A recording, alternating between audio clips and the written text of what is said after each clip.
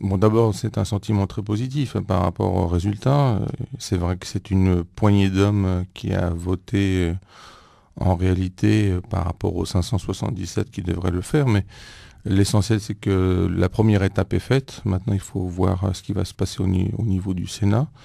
Par ailleurs, je suis quand même très content dans le sens où ils n'ont pas été influencés par les menaces de boycottage de la Turquie. Je pense que c'est un projet d'envergure. Il ne se résume pas simplement à la cause arménienne. Celle-là, évidemment, représente le fer de lance de l'affaire.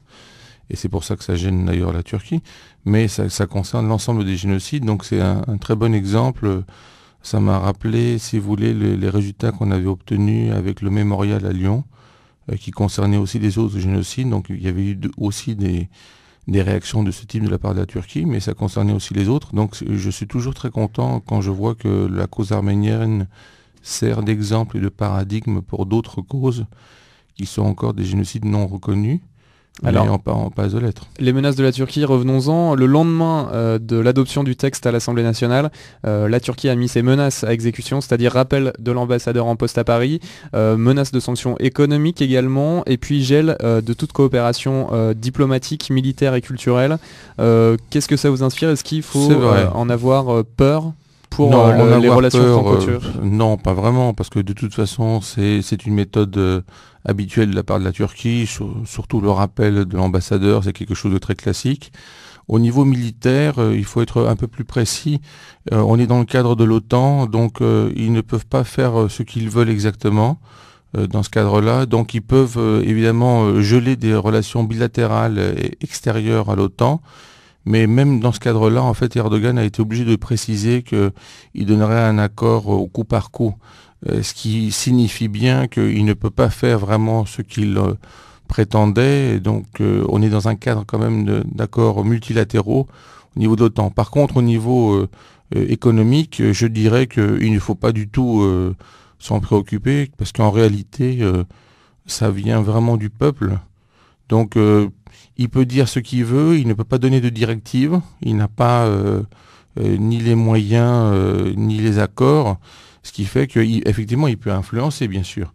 Donc, au niveau de la masse populaire, il peut influencer, évidemment, avoir des gens qui achètent moins de produits français. Mais enfin, il faut être sérieux. On parle plutôt, dans ce cadre de menaces, de projets d'envergure, disons, par exemple, dans le domaine automobile. Donc, le coup par coup influence très peu. Ce qui est très important, je pense que s'il faut que la France, elle l'a fait de cette manière, donne l'exemple aussi à d'autres pays. Parce qu'après tout, on n'est pas rentré dans un dialogue, si vous voulez. C'est tout de suite devenu une polémique avec des menaces. C'est quelque chose d'habituel. Donc les Arméniens et les Grecs le savent très bien, ce genre de choses avec la Turquie. C'est bien aussi que la France le découvre in vivo et in situ. Parce qu'après tout, on pourrait s'attendre d'abord à des pourparlers diplomatiques.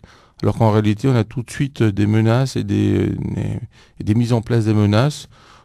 Après tout, c'est quand même une loi qui n'est pas du tout contre la Turquie, qui est simplement une loi pour la pénalisation de l'ensemble des génocides reconnus. Revenons au débat parlementaire, justement.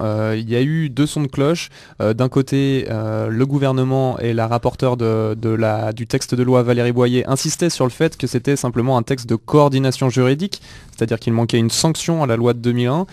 Et donc, pour pas qu'il y ait deux types de génocides, la Shoah qui était protégée par la loi Guesso. Donc, du coup, là, c'était juste se mettre en conformité et donner une cohérence globale au texte de législation française. Et puis il y avait un autre son de cloche, c'est un texte c'est une loi mémorielle, c'est un texte qui vient dicter à l'historien son travail. Alors selon vous, est-ce que c'est une loi mémorielle ou pas, Non, ça l'est pas du tout. Non. Au contraire, c'est bien ce que vous avez dit dans un premier temps, c'est simplement un complément. C'était nécessaire parce qu'il y avait une différenciation qui n'avait pas lieu d'être. La France a reconnu les deux génocides et tous les autres génocides qu'elle reconnaîtra de façon officielle rentreront dans ce cadre. Ça ouvre la porte, par exemple, s'il y a une reconnaissance du génocide rwandais ou des choses comme ça. Bien sûr, oui. Darfour, en Ukraine, etc. Donc, ce qui est important, c'est de voir qu'il y a une façon générique de procéder au génocide. Ça rejoint aussi la thématique de Raphaël Lemkin. Au départ, on avait simplement la charte des Nations Unies au niveau de 48 pour l'ensemble de disons, de la considération par rapport au génocide et crimes contre l'humanité, effectivement, la phase de pénalisation ne représente en réalité que la deuxième phase du processus qui permet de réhabiliter l'ensemble des cadres. C'est-à-dire qu'en fait, au départ, on a la reconnaissance, ensuite on a la pénalisation, ensuite on a l'écriture de livres en commun, ensuite on a la restauration des fortunes, parce que c'est aussi un problème qui est important. Vous vous rappelez des assurances AXA. Donc, dans ce cadre-là, si vous voulez, ça suit une logique. Et donc, les critiques, si vous voulez, de la part de personnes qui étaient quand même pro-turcs, disons les mots comme ils sont assez fallacieuses, mais en même temps, il ne faut pas avoir un dialogue, si vous voulez, de dupes. On est bien conscient de ce qu'on fait quand on fait ça. Donc, on fait bien ça quand même dans le cadre de la cause arménienne aussi.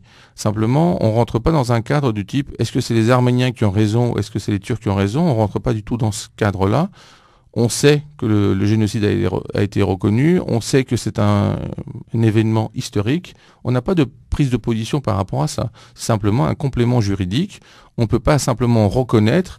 Et si l'autre personne continue à insulter ou à nier, eh bien, il faut rentrer dans un cadre pénal. Donc c'est simplement un cadre pénal. Dernier problème que j'aimerais soulever, il y a certains députés dans la Chambre qui ont en tout cas parler d'une possibilité, d'une question prioritaire de constitutionnalité si la proposition de loi est adoptée au Sénat.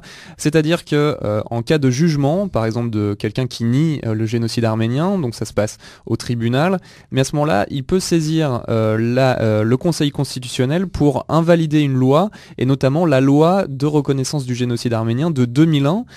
Donc finalement, est-ce que aller plus loin avec ce texte, ce n'est pas prendre le risque de tout refaire tomber processus je comprends bien votre question, mais ce n'est pas du tout ça. En fait, c'est simplement une menace de sens diplomatique.